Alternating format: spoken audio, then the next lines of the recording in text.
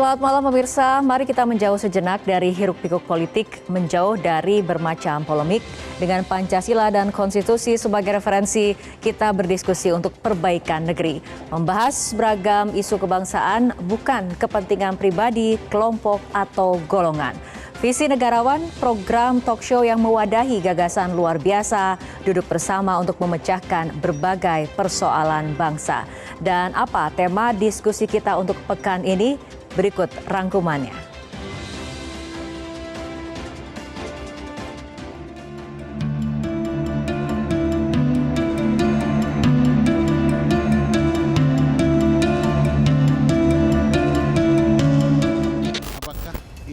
Gugatan PHPU Pilpres di Mahkamah Konstitusi menguak ruang-ruang gelap pesta demokrasi. Mulai dugaan dan analisa campur tangan penguasa hingga penggunaan anggaran negara untuk mendongkrak perolehan suara. Salah satunya, fenomena political budget cycle, yaitu lonjakan komposisi anggaran belanja perlindungan sosial. Seorang saksi ahli menyatakan, ada bukti statistik yang kuat dan konsisten bahwa bansos akan meningkatkan perolehan suara petahana atau kandidat yang didukung petahana. Di akhir pemaparan, saksi ahli memberi masukan untuk membuat peraturan untuk mencegah potensi penyalahgunaan bansos untuk meningkatkan perolehan suara petahana atau kandidat yang didukung petahana. Mahkamah Konstitusi telah menepis seluruh dugaan kecurangan, mulai soal mobilisasi aparat, tidak responsifnya Bawaslu, hingga politisasi bansos. Namun melalui dissenting opinion, Hakim MK mengingatkan bahwa dalil akuo mestinya dinyatakan terbukti agar menjadi pesan jelas dan memberi efek menggentarkan kepada seluruh calon pilkada November mendatang. Namun yang terjadi, justru modus kecurangan dalam Pilpres 2024 dapat dimanfaatkan sebagai celah hukum dan dapat ditiru menjadi bagian dari strategi pemilihan. Proses pendidikan politik yang dari waktu ke waktu berjalan secara konstan. Kemudian kita juga mengadopsi sistem demokrasi kita. Bukan lagi model sistem kekeluargaan, tapi sistem demokrasi yang super liberal, bebas. Dan itu memang memberikan konsekuensi. Apa yang terjadi? Semangat individualisme kita semakin tinggi. Praktek-praktek transaksional itu tidak bisa terhindarkan. Maka kita kehilangan perasaan bagaimana sebenarnya menjaga hubungan, semangat kekeluargaan di antara kita sama anggota masyarakat. Nah, ini konsekuensi yang kita terima. Tetapi apa yang saya juga lihat di lapangan, dengan mendengar tentunya berbagai keluhan yang ada, nah ini memprihatinkan saya. Terkesan bahwasanya berbagai intervensi dari berbagai pihak yang sudah tidak lagi mengutamakan pemilu yang lebih bermartabat, pemilu yang mampu untuk memberikan kepastian hukum dan rasa keadilan bagi semua kelompok, semua golongan, semua peserta pemilu. Sayangnya, aroma manuver-manuver busuk kembali muncul menjelang pilkada. Putusan Mahkamah Agung yang mengabulkan uji materi PKPU nomor 9 tahun 2020 memantik trauma publik atas putusan Mahkamah Konstitusi nomor 90. Banyak yang menuding dua produk yudisial itu syarat politisasi dengan pola yang hampir sama. Putusan MK memang bersifat final dan mengikat, namun bukan berarti kita melupakan beragam persoalan di baliknya. Jangan sampai berbagai modus kecurangan dengan mengakali peraturan berujung di pilkada. Cawe-cawe penguasa, pengerahan dan intervensi aparat, serta politisasi bansos jangan tereplikasi dalam pilkada 27 November nanti. Menurut data, sejak 2004 hingga 2022, 176 kepala daerah terjerat KPK. Sejumlah kasus menunjukkan korupsi bertujuan untuk mengumpulkan modal kampanye. Melalui pengerahan aparat dan menggunakan uang rakyat, dapat menjadi solusi memangkas modal kampanye. Apalagi sudah terbukti, cara-cara itu tidak akan membatalkan kemenangan bila digugat di Mahkamah Konstitusi.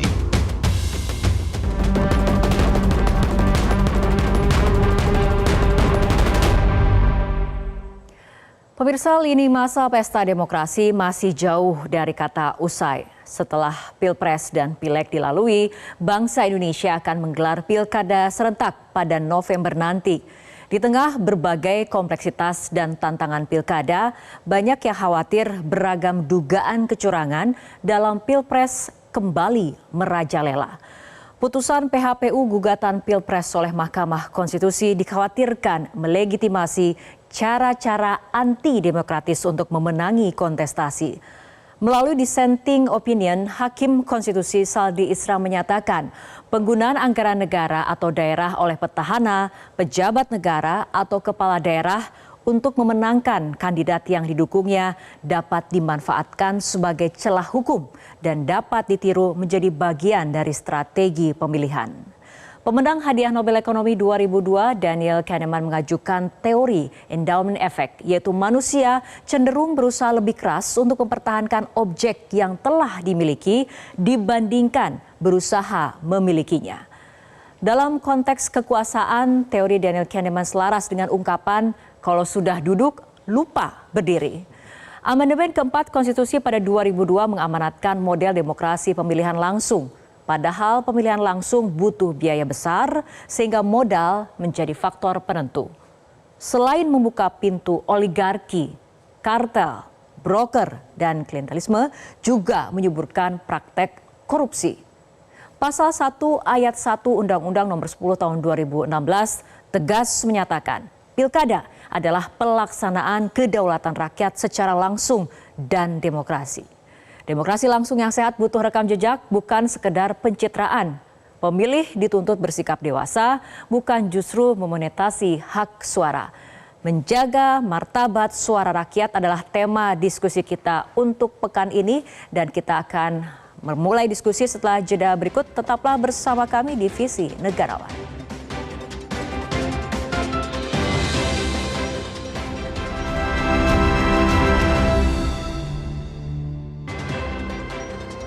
Pemirsa, kita akan segera berdiskusi mengenai tema menjaga martabat suara rakyat. Telah hadir bersama kami di studio Metro TV narasumber sudah ada Ketua Departemen Ilmu Ekonomi FEB UI, Bapak Fit Edrison, PhD. Selamat malam Pak Fit, apa kabarnya malam hari ini? Alhamdulillah baik. Baik ya. Kemudian juga telah hadir pegiat demokrasi Dr. Beni Susetio. Selamat malam Pak Beni. Malam. Apa kabarnya juga untuk malam hari ini? Baik. Baik. Dan juga akan bergabung dan juga telah hadir di studio Metro TV untuk malam hari ini Kawan Kebangsaan Bapak Sukidi PhD. Selamat malam Pak Sukidi. Malam Mbak. Oke, terima kasih Bapak-Bapak telah hadir bersama kami di studio Metro TV. Kita akan langsung memulai ataupun mengawali perbincangan untuk kali ini, yaitu mengenai pengalaman adalah guru yang terbaik. Nah, pertanyaannya, dapatkah kita optimistis penyelenggaraan pilkada pada November mendatang merupakan versi perbaikan dari pemilu serentak pada April lalu? Kita mulai dari Pak Fit terlebih dahulu, silakan. Oke, makasih Mbak Fitri. Kalau terkait dengan optimis, harusnya kita optimis. Ya, tentunya ada yang harus dipelajari ya oleh kita sebagai pemilih utamanya untuk menghadapi pilkada. Tapi biasanya memang untuk berubah itu butuh waktu. Nah, apakah signifikan apa enggak? Nah, itu hanya April ke November, waktunya gimana nih? Mungkin agak terlalu dekat sih sebenarnya. Okay. Ya, jadi mudah-mudahan masyarakat itu lebih paham ketika memilih kandidatnya, pilihannya itu implikasi terhadap nasib mereka dalam 5 tahun ke depan. Kalau itu tidak ada, maka tidak paham implikasinya, maka mungkin dia nggak akan berbeda. Tapi kita optimis lah. Kalau Pak Bedi seperti apa optimismenya? Ya optimis tapi dengan catatan ya. Oke. Catatan kritisnya menurut saya justru yang paling harus hati-hati adalah ketika kedaulatan rakyat itu dibeli dengan kedaulatan uang. Karena kita melihat bahwa kemiskinan, kebodohan, dan masyarakat kita itu kan memang hidup dalam himpitan kesulitan ekonomi yang berat. Sehingga kalau KPU dan Bawaslu tidak secara optimal membuat pendidikan politik pada rakyat, ya maka akan terulang siapa yang punya finansial, kedekatan dengan kekuasaan, maka dialah yang akhirnya terpilih meskipun dia tidak punya rekam jejak yang baik. Meskipun dia tidak punya kemampuan manajerial, meskipun dia tidak punya kedekatan dengan rakyat.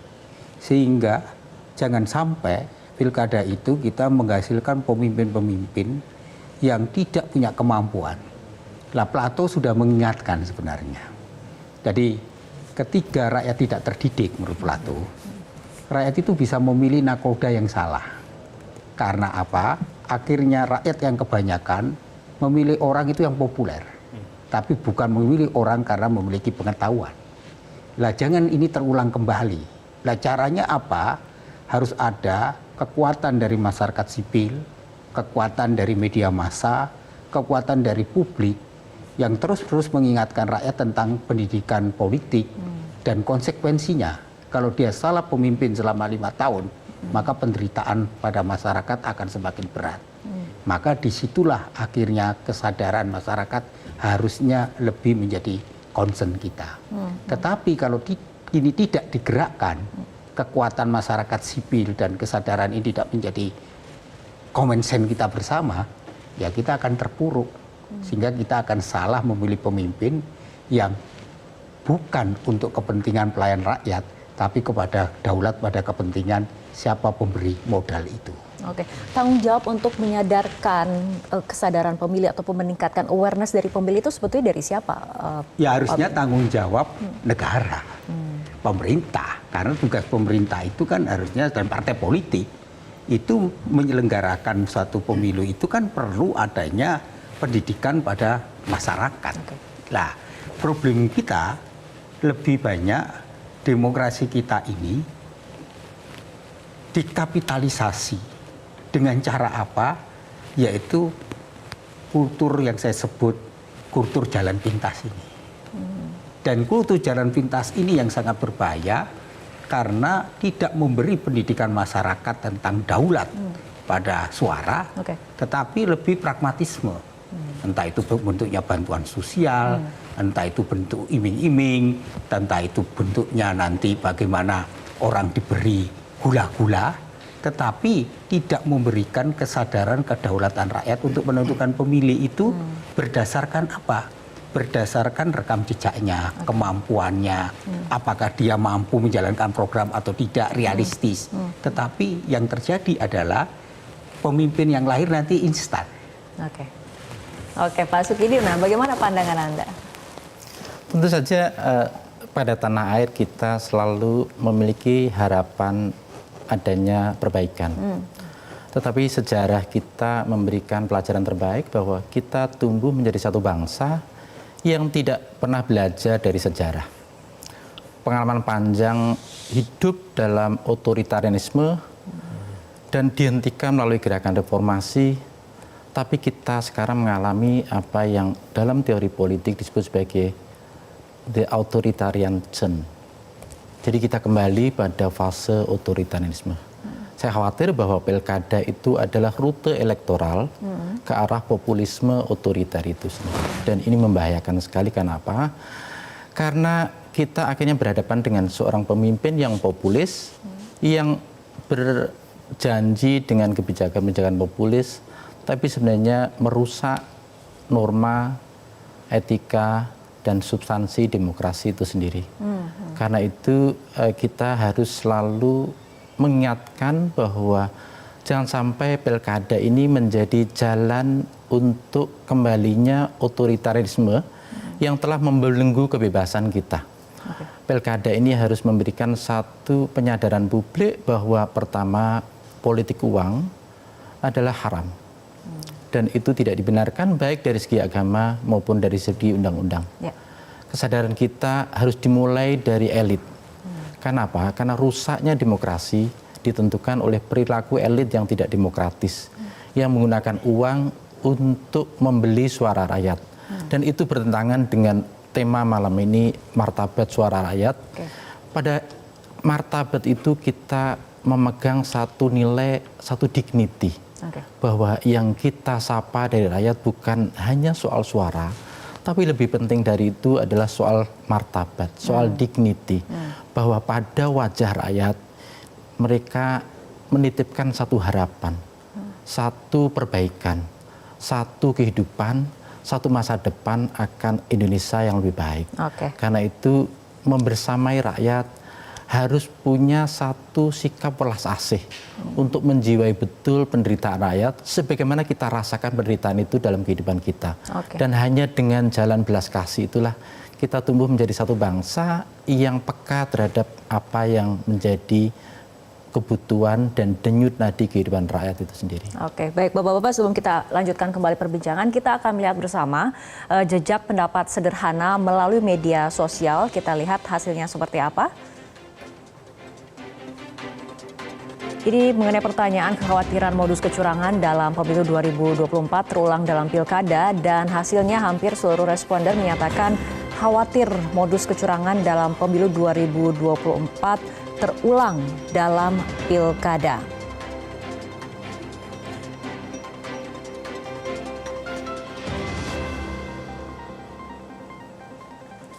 Ya, saya akan ke Pak Beni terlebih dahulu. Pak Beni, mengenai tadi Pak Beni mungkin sudah menyebut mengenai bansos ya. Politisasi bansos ini kan bertujuan sebagai magnet suara masyarakat pada umumnya, sementara itu kemudian politisasi dana hibah bertujuan untuk kemudian mendapatkan endorsement dari tokoh masyarakat. Nah, ini apakah memang potret demokrasi kita hanya seperti ini atau bagaimana nih Pak Beni? Ya, jangan sampai bansos itu menjadi alat politik untuk penggiringan suara. Dan ini sebenarnya tidak mendidik masyarakat. Karena kalau kita kembali kepada yang dikatakan Dr. Sukuji, rejim-rejim populisme itu gagal semua. Venezuela gagal, Yunani bangkrut. Karena apa? Karena bantuan sosial yang diberikan itu akibatnya membuat masyarakat ketergantungan. Lah bahayanya ketika politik di mana itu udes, saya mendapat apa, saya memperoleh apa, maka harga politik menjadi mahal. Dan ini yang terjadi. Nah, ketika harga politik itu menjadi mahal, maka siapa yang bisa? Ya dekat dengan kekuasaan dan yang punya modal. Lah, ketika mereka berkolaborasi, maka daulat rakyat dikalahkan daulat modal. Itulah martabat demokrasi dirusak. Jadi kalau kita bicara demokrasi, kita bicara equal, kesamaan. Lah ketika tidak adanya kesamaan, itu bukan lagi demokrasi. Maka kalau kita kembali kepada cita-cita pendiri bangsa, maka demokrasi kita itu kan dalam sila keempat musyawarah mufakat. Musyawarah mufakat itu berarti apa? Di situ kita melihat kedaulatan rakyat itu dihormati dengan sebuah mekanisme, bukan mekanisme powernya itu bukan karena uang, powernya itu bukan karena kekuasaan, tetapi dalam musyawarah itu terjadi yang disebut kolaborasi, gotong royong, kebersamaan karena nilai. Tetapi nilai ini dihancurkan sekarang ini. Lah, ketika nilai itu dihancurkan, ya maka keadaban demokrasi ya dirusak. Lah, ke depan kalau ini terulang kembali, ini kita akan menjadi bangsa yang akhirnya kita tidak akan pernah maju dalam demokrasinya.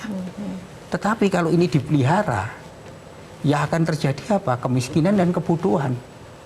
Maka saatnya lah ini diputus tali temali ini. Dan memutus tali temali ini hanya satu, yaitu harus ada kesadaran dari elit, kembalilah pada cita-cita pendiri bangsa. Yang kedua, harus ada kekuatan dari publik, masyarakat, media untuk menyadarkan masyarakat bahwa mereka itu punya martabat, punya harga diri. Jangan mereka mau hanya diiming-iming bansos, jangan mau hanya dikendalikan dengan uang. Mereka harusnya punya yang disebut martabat. Dalam menentukan pilihan itu. Oke, baik. Saya akan bergeser ke Pak Fit mengenai fenomena political budget cycle, meningkatkan kerugian finansial pemerintah daerah. Namun seberapa mudah sih sebetulnya kepala daerah ini mengutak-atik anggaran untuk mendapatkan insentif elektoral? Kalau kita lihat dari studinya, political budget cycle yaitu peningkatan atau perubahan anggaran mengikuti siklus politik itu memang sudah ada. Dari studi yang awalnya itu adalah Sahrir 2013. Terakhir itu 2021 dengan menggunakan data 2014 sampai 19. Sebagai akademisi saya harus menyebut itunya ya, Ganier sama Kiptia. Ya, itu salah satu Kiptia itu salah satu dosen di kami di UI. Nah, itu menunjukkan bahwa masih terjadi. Ya, dan yang adanya keberulangan berarti? Iya, masih tetap terjadi ya, dan itu terjadi regardless ada atau tidak incumbent. Tapi ada implikasinya. Implikasinya adalah kerugian negara yang meningkat, dan itu hasil dari temuan BPK. Jadi dia menghubungkan antara PBC ya dengan kerugian negara. Memang ada kecenderungan meningkat. Nah, saya sih ngeliat kayaknya mungkin masih akan terjadi. Kenapa? Karena kan secara legal APBD itu sudah ditetapkan oleh eksekutif, Pemda dengan legislatif. Jadi kalau dari sisi legalitas legal, tapi efeknya terhadap elektoral lebih besar, karena seperti yang saya sampaikan, kalau sana bansos diberikan, maka itu bisa diklaim sebagai bantuan dari pemerintah, tapi kalau pertumbuhan ekonomi meningkat, itu kan karena masyarakat lebih giat bekerja, bukan karena pemerintah. Jadi beberapa kayak bansos itu bisa diklaim sebagai bantuan dari pemerintah, dan in return memang ada studi menunjukkan bahwa hubungan bukan korelasi, kausalitas malah. Hubungan sebab akibat. Ya, ketika bansos itu naik, keterpilihan dari incumbent itu tinggi. Itu even di distrik, di kabupaten kota. Jika kemudian kausalitas ini terus terjadi, akan sulit untuk memutusnya seperti itu. Sulit. Nah, tapi akhirnya saya akan masuk ke apa yang Mbak Fitri sampai tanyakan tadi ke Romo. Itu siapa yang mulai?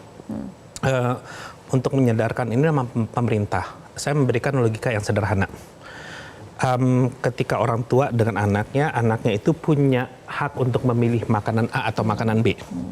Tapi orang tua kan punya knowledge, punya wisdom. Dia harus memberikan, ya, nah kalau seandainya makanan ini bisa membuat sakit perut. Ya, kamu boleh memilih yang mana, tapi ini implikasinya. Ya, pemerintah seperti juga. Harusnya seperti itu ya. Oke, baik. Saya akan ke Pak Sukidi. Pak Sukidi, mengenai sebagai negara republik semestinya kan kekuasaan ini berada di tangan rakyat, namun dalam prakteknya tidak ada yang mampu menghentikan ketika pengemban amanat rakyat menyalahgunakan kekuasaannya. Tanggapannya? Ya, tentu saja penyalahgunaan kekuasaan itu sebenarnya yang menjadi keprihatinan kita sebagai bangsa. Itu menjadi salah satu barometer mengapa demokrasi kita mengalami kerusakan yang sedemikian parah. Kenapa? Karena penyebab utamanya adalah perilaku elit itu sendiri. Perilaku elit yang tidak demokratis, dan itu menjadi penyebab utama di balik kerusakan bangsa ini. Terutama pada aspek ketaatan pada hukum. Elit kita memiliki kesadaran yang begitu rendah untuk taat dan setia pada hukum. Karena itu kita sering menjumpai bahwa hukum itu seringkali dikendalikan oleh kekuasaan. Sehingga kita terjatuh sebagai satu negara yang tidak lagi fondasinya adalah hukum, tapi fondasinya adalah kekuasaan. Ketika hukum dikendalikan oleh kekuasaan, maka hukum menjadi senjata politik untuk pertama menekan para pesaing dan musuh politik agar mereka tidak memiliki kebebasan untuk berkompetisi secara fair. Lebih parah dari itu adalah hukum dipakai sebagai satu senjata politik untuk menekan dan bahkan menyandra mereka yang berbeda dengan kekuasaan itu sendiri. Dan lebih tragis lagi adalah hukum dipakai sebagai senjata politik untuk memenjarakan warganya. Dan ini adalah pengulangan terhadap praktek-praktek kolonialisme yang mestinya harus dihentikan. Kenapa? Karena kita selalu berterima kasih pada Bung Hatta. Beliau adalah satu di antara pendiri bangsa yang meletakkan negara kita pada prinsip dasar hukum. Karena Bung Hatta tidak ingin terjadi bahwa peristiwa kolonialisme di mana penguasa kolonial berlaku brutal terhadap warga negara Indonesia itu terjadi kembali pada penguasa kita yang akhirnya bersikap otoriter terhadap warganya. Akhirnya memenjarakan sendiri warganya. Itu sebabnya kita harus selalu berpegang teguh pada hukum itu sendiri. Jangan sampai kita mengubah hukum hanya untuk kepentingan politik sendiri. Jangan sampai kita menggunakan hukum sebagai senjata politik untuk memenjarakan warganya. Yang terbaik adalah kita taat pada hukum dan kita selalu berpijak pada hukum agar kita menjadi satu masyarakat yang punya satu keadaban. Karena hukum itu menjadi ciri satu masyarakat yang beradab. Masyarakat yang tidak punya hukum adalah masyarakat yang tak beradab dan masyarakat yang justru dikendalikan oleh kekuasaan yang otoriter itu menjadi satu kemunduran dari satu peradaban bangsa itu sendiri. Oke, baik, kita akan lanjutkan kembali perbincangan mengenai menjaga martabat suara rakyat, tapi kita akan ikuti jeda berikut terlebih dahulu.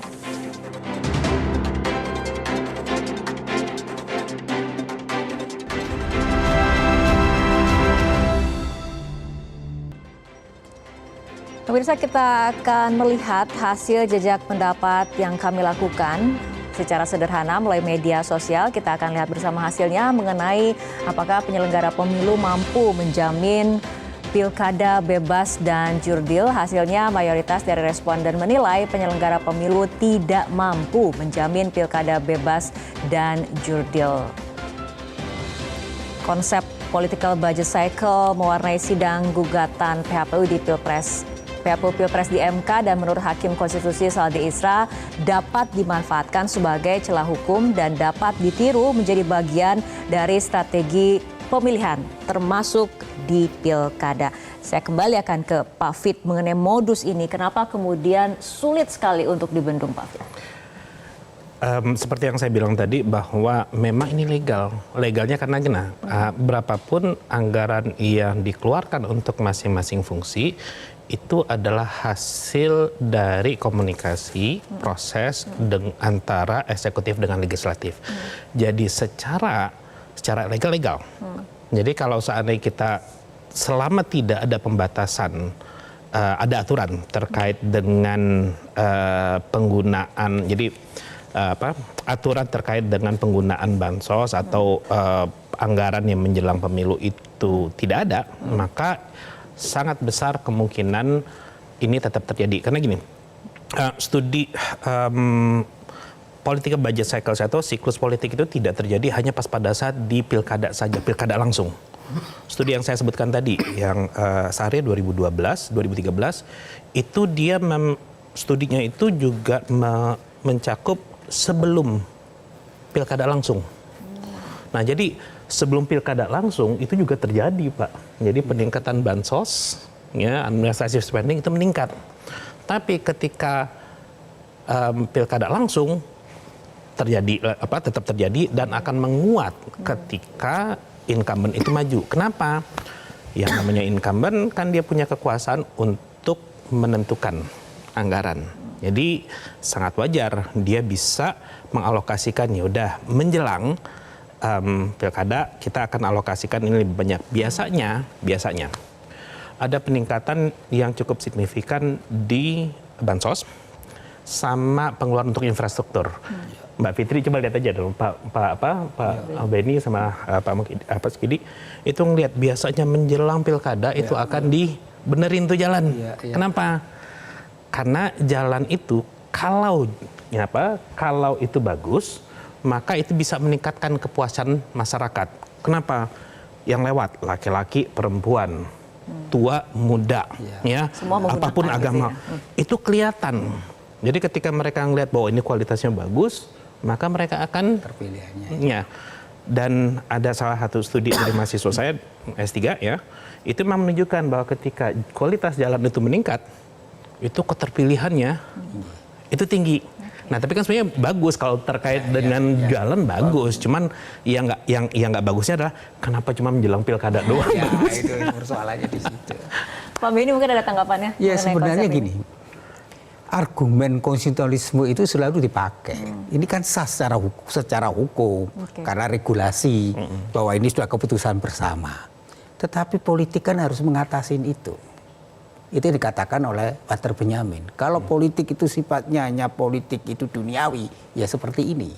Jadi dia mengakali produk undang-undang untuk apa? Untuk bagaimana dia mampu menggunakan power ini supaya dia terpilih. Dengan cara apa? Legal, ya legal. Wong itu keputusan kok, undang-undang kok. Dan itulah budget kan. Tetapi sebenarnya politik harus mengatasi itu. Maka Walter Benjamin mengatakan politik itu tidak hanya dunia tapi ilahi. Jadi yang dipakai sekarang itu argumen konstitusionalisme itu sah ya sah. Wong itu semua keputusan kok. Lah kalau kita tetap cara berpikirnya itu, ya tidak ada yang namanya kualitas demokrasi. Ini yang berbahaya di situ. Lah, bagaimana cara mengatasinya? Ya memang harus ada aturan yang ketat dan rigid. Penggunaan dana bansos itu untuk apa? Kemudian masing-masing incumbent juga harus ada mekanisme aturan sehingga dalam pertarungan itu fair. Kalau ini kan nggak fair. Karena apa? Incumbent dan orang yang punya kekuasaan ya pasti akan kepilih. Atau incumbent juga bisa menggunakan itu untuk orang-orang dekatnya. Atau yang dia tunjuk untuk apa? Untuk supaya rejimnya itu tetap berkuasa. Dengan cara yang mengadik-adik aturan itu. Lah ini yang menurut saya martabat demokrasinya dirusak di sini. Jadi politik tidak hanya sekedar duniawi artinya menggunakan argumen konstitusionalisme saja, aturannya boleh kok. Tidak, harus mengatasi itu. Itu yang disebut etika. Jadi etika itu harus mengatasi sesuatu yang layak dan tidak layak dan tidak pantas. Karena etika itu mengatasi tidak hanya sekedar formal yuridis, tetapi dia memiliki kelayakan, kepantasan dan harusnya dia memiliki jiwa negarawan di situ. Baik Pak Benny, mengenai kontestasi demokrasi itu sendiri kan sebetulnya sejatinya ini kan merupakan ajang adu gagasan. Tapi kan faktanya yang kerap terjadi justru adu logistik, adu buzzer, iklan yang kemudian jor-joran seperti itu hingga kemudian ada istilah serangan fajar. Nah ini kenapa melenceng? Kenapa? Apa yang terjadi Pak Benny? Ya karena demokrasi sudah dibajak. Jadi mengapa melenceng? Karena gini, karena kita tidak pernah mempersiapkan masyarakat itu lewat suatu proses pendidikan politik. Jadi pendidikan politik itu baru berlangsung kan 5 tahunan. Tetapi proses orang menjadi lebih kritis, lebih cerdas, bahwa menentukan calon itu berdasarkan rekam jejak, dan orang diajak rasional, ini kan nggak pernah dijalankan. Jadi politik kita itu kan akhirnya menjadi ritual politik itu, dan itu 5 tahunan. Lah yang kedua, ya memang kesadaran partai-partai politik dalam istilah kaderisasinya kan nggak jalan. Semua kan serba instan. Sehingga partai politik akhirnya memilih orang apa? Yang punya modal, yang punya kuasa, dan yang bisa membeli suara. Itu realitasnya begitu. Bukan dibangun satu proses dari bawah. Nah kalau dari bawah maka muncullah kaderisasi, persiapan, sekolah partai didirikan. Dan jarang kan partai politik mendirikan itu. Sehingga pemimpin itu memang dibentuk dan memiliki karakter. Yang sekarang instan kok. Karena dia dekat dengan kekuasaan, dia mendapat hak istimewa, dia meloncat dari semua itu sehingga proses kita dalam demokrasi itu dibajak. Oke, baik. Masih mengenai demokrasi, saya akan ke Pak Sukidi.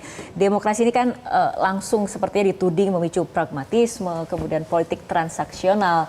Menurut Pak Sukidi ini apa yang harus dilakukan? Perlukah kemudian sistem demokrasi ini ditata ulang? Saya kira yang perlu ditata ulang adalah perilaku elit pemimpin kita. Bukan sistem ya? Untuk sementara bukan sistem. Karena yang lebih mendesak adalah perbaikan perilaku politik agar mereka pertama setia pada hukum. Karena sebenarnya ini yang merisaukan kita bahwa kesetiaan elit kita pada hukum itu amat sangat rendah. Sehingga hukum disalahgunakan untuk kepentingan politiknya. Itu pertama. Yang kedua adalah terkait dengan elit politik kita, adalah kesadaran untuk menjiwai bahwa demokrasi tidak sekedar soal aturan, tidak sekedar soal hukum, tidak sekedar soal peraturan, tetapi ada satu hal yang tidak tertulis dan itu juga mestinya menjadi satu kesepakatan bahwa demokrasi itu bisa tegak karena dia ditopang oleh apa yang oleh dua profesor di Harvard, Profesor Stephen Levitsky dan Daniel Ziblatt disebut sebagai unwritten norms of democracy itu sendiri. Jadi norma demokrasi yang tidak tertulis inilah yang sebenarnya menjadi penopang kenapa demokrasi bisa bekerja dengan baik. Norma pertama adalah yang disebut dengan mutual toleration. Jadi harus ada satu sikap untuk saling menoleransi sehingga antara mereka yang berada dengan kekuasaan dan mereka yang berada di luar kekuasaan itu punya satu kesepakatan untuk saling menoleransi. Karena apa? Karena yang terjadi adalah mereka yang berada dan membersamai kekuasaan seringkali berlaku tidak toleran terhadap mereka yang berada di luar kekuasaan. Karena itu harus ada satu kesadaran untuk memberikan toleransi kepada mereka yang berada di luar kekuasaan agar bermain secara fair. Agar punya satu kesepakatan bersama bahwa mereka memperoleh hak yang setara untuk berkompetisi dalam memajukan republik ini. Yang kedua adalah norma yang terkait dengan kesabaran institusional, institutional forbearance. Nah, ini penting sekali agar apa? Agar tidak terjadi politik cawe-cawe. Karena apa? Karena politik cawe-cawe menurut dua profesor di Harvard adalah merusak norma demokrasi yang tidak tertulis. Karena apa? Karena otonomi lembaga-lembaga demokrasi itu menjadi rusak karena politik cawe-cawe itu sendiri. Karena itu harus ada satu kesabaran institusional untuk tidak melakukan intervensi terhadap lembaga-lembaga demokrasi agar mereka bisa bekerja secara profesional. Oke, baik. Sebelum kita kembali melanjutkan perbincangan, kami juga masih memiliki hasil dari jejak pendapat sederhana yang dilakukan di media sosial. Kita lihat bersama hasilnya mengenai apakah elit parpol bertanggung jawab mencegah kecurangan dalam pilkada. Dan mayoritas responden menyatakan elit parpol bertanggung jawab mencegah kecurangan dalam pilkada. Tadi ini sudah sedikit banyak kita ulas mengenai tanggung jawab dari elit parpol. Bagaimana bisa bertanggung jawab untuk mencegah kecurangan dalam pilkada.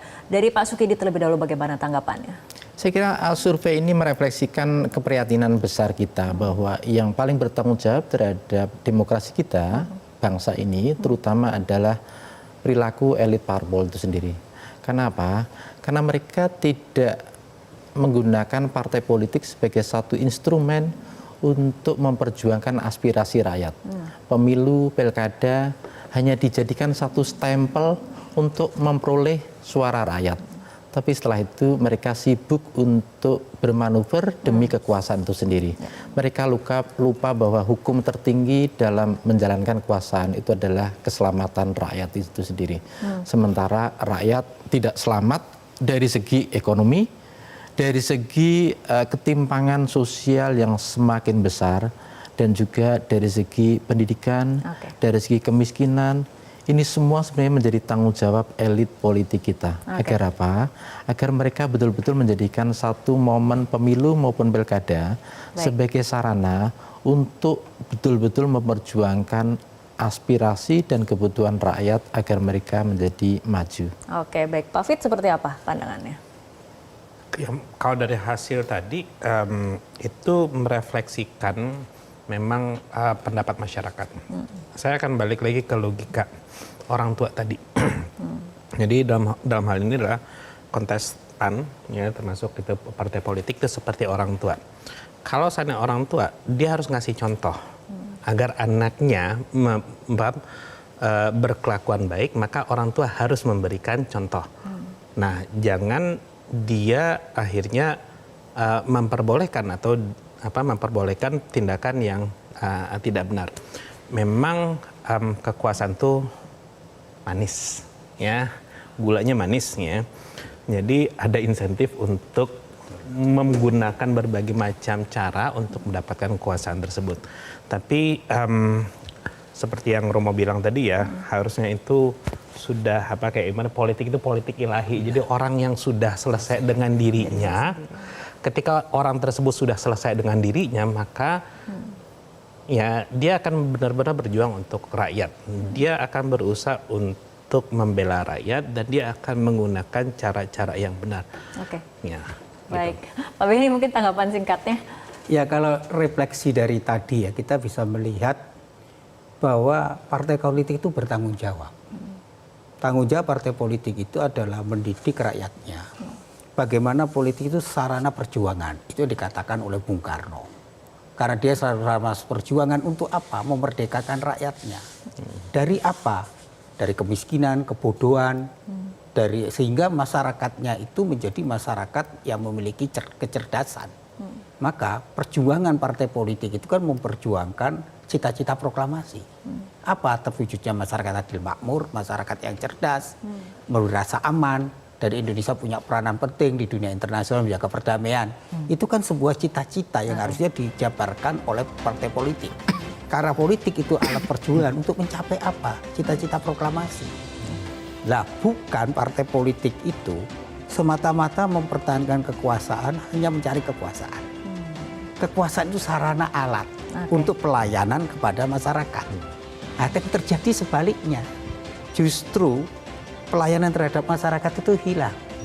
Maka partai politik akhirnya hanya sekedar dia berkuasa. Baik. Berkuasa untuk apa? Oke. Pertanyaannya. Oke. Kalau berkuasa hanya untuk jabatan, Baik. untuk mendapatkan pundi-pundi ekonomi, maka sebenarnya dia mengingkari tentang hakikat jati diri sebuah partai politik sebagai alat perjuangan. Oke, pembahasannya semakin menarik, tapi kita harus jeda terlebih dahulu. Kita akan lanjutkan kembali usai jeda.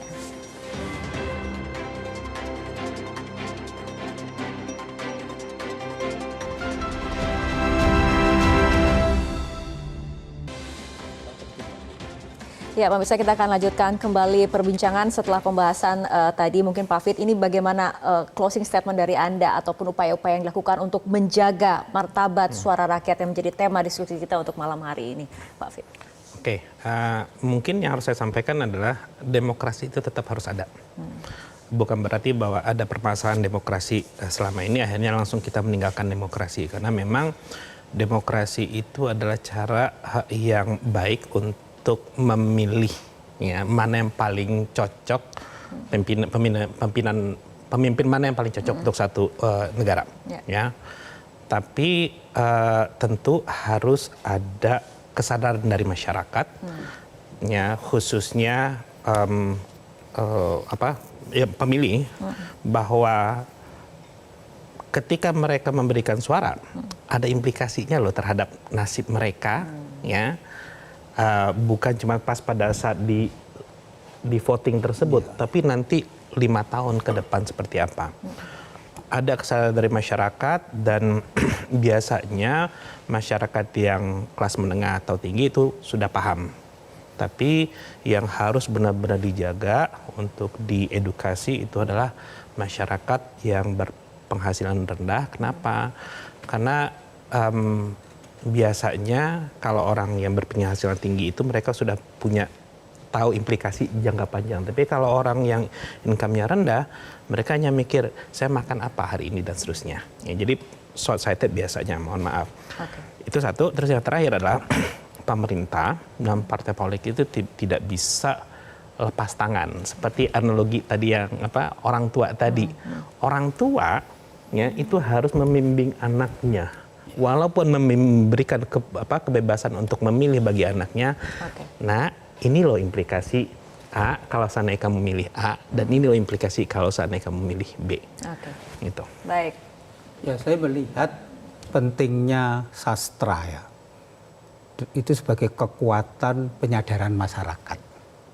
Sehingga lewat sastra, kesenian tidak sekedar alat estetika, tetapi sebagai alat penyadaran masyarakat untuk menjadi pemilih yang cerdas dan kritis. Maka disinilah peranan media, televisi, media massa, media konvensional, dan media sosial untuk membangun satu opini publik atau kampanye publik lewat proses penyadaran akan bahaya money politik. Dan kalau konsekuensi kita memilih pemimpin yang tidak tepat dan tidak memiliki rekam jejak yang baik, akibatnya apa? Kalau ini diulang-ulang terus, dia menjadi mantra. Politik itu butuh mantra. Dan itu menjadi keyakinan, maka akan ada perubahan perilaku. Nah, pertanyaannya adalah, apakah ini menjadi kesadaran bersama? Baik. Jadi misalnya Metro TV, mari memulai. Untuk ada kemudian waktu kan, ini kan waktunya sekitar 3 bulan ya. Kalau tiap hari itu terus-menerus dijadikan akhirnya menjadi mantra keyakinan, akan perubahan perilaku. Itu salah satu cara. Baik, Pak Sukidi singkat saja silakan. Bangsa ini telah kehilangan rasa malu. Karena itu pertama yang ditumbuhkan adalah apa yang oleh Ben Anderson sebut sebagai long life shame. Jadi kesadaran untuk hidup malu selamanya ketika melihat kecurangan, ketika melihat politik uang, dan ketika melihat korupsi yang begitu merajalela. Menumbuhkan kesadaran untuk rasa hidup malu selama ini penting. Kenapa? Karena kita butuh apa yang ingin saya tekankan sebagai satu keteladanan. Nah, ini yang kedua, karena apa? Karena keteladanan inilah yang hilang dari bangsa ini. Kita belajar dari 2 pendiri dan proklamator Republik. Pada Bung Karno kita belajar tentang hidup yang sederhana. Bung Karno menjadi satu-satunya presiden kita yang ketika selesai menjabat tidak punya rumah. Dan ketika rakyatnya tahu bahwa Bung Karno tidak punya rumah, rakyatnya ingin bergotong royong membangun rumah, Bung Karno justru menolak. Kenapa? Karena saya tidak ingin mengambil apapun dari rakyat. Pada Bung Hatta kita belajar tentang keteladanan hidup, tentang cinta pada kebenaran, tentang sikap welas asih. Dan itu sebenarnya yang mestinya selalu kita tumbuhkan pada pemimpin bangsa ini, pada kita semua sebagai bangsa, sehingga kita tumbuh menjadi satu bangsa yang kokoh secara moral. Baik, Pak Sukidi, Pak Beni, dan juga Pak Fit, terima kasih telah berbincang dan berdiskusi untuk malam hari ini. Kita harapkan diskusi kita malam hari ini dapat bermanfaat, terutama untuk menjaga martabat suara rakyat. Pemirsa, pada Januari 2024, anggota Bawaslu Puadi menyatakan bila bansos digunakan sebagai alat untuk menjanjikan dan memberikan kepada peserta kampanye pemilu secara langsung atau tidak langsung, maka dapat dikualifikasikan sebagai politik uang. Apakah seperti ini potret demokrasi Indonesia? Demokrasi langsung mewakili harapan atas kehidupan yang lebih bebas, terbuka, maju, dan beradab. Namun demokrasi langsung menghasilkan individualisme, pragmatisme, dan pola pikir transaksional. Ambisi atau tekanan untuk menang mendorong praktek politik Machiavelli yang minus etika. 1 abad silam, Lord Acton telah mengingatkan, power tends to corrupt and absolute power corrupts absolutely. Kini beragam indikasi penyalahgunaan kekuasaan mewarnai lanskap politik Indonesia, tudingan mobilisasi dan intervensi aparat, politisasi bansos, manipulasi hukum memang ditolak oleh Mahkamah Konstitusi. Namun yang tidak dapat dibuktikan bukan berarti hanya bualan. 2 abad silam, sosiolog dan filsuf Inggris Herbert Spencer mencetuskan teori survival of the fittest. Intinya, kemampuan organisme beradaptasi dengan lingkungannya menjadi kunci untuk bertahan hidup di tengah ketatnya dan kerasnya kompetisi demokrasi. Para politisi dituntut cepat beradaptasi. Pemilu serentak menunjukkan mobilisasi dan intervensi aparat serta penggelontoran bansos adalah cara-cara baru yang efektif mendongkrak perolehan suara. Dipastikan pula cara-cara itu aman bila digugat ke MK. Saya Fitri Megantara, terima kasih telah menyaksikan Visi Negarawan. Sampai jumpa minggu depan.